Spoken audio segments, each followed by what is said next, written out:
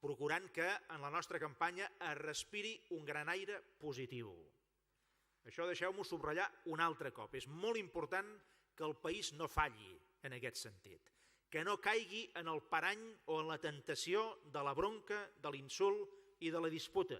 És fàcil caure-hi. Fins i tot és humà, deixeu-m'ho dir d'aquesta manera. Quan sents determinades bajanades, és normal picar l'ham i contestar en el mateix nivell que se'ns està, diguem-ne, provocant des de diferents llocs del conjunt de l'Estat. Però sobretot és molt important que no només nosaltres com a organització política, no només la JNC o Convergència i Unió, que el país sencer agafi aquesta mentalitat positiva.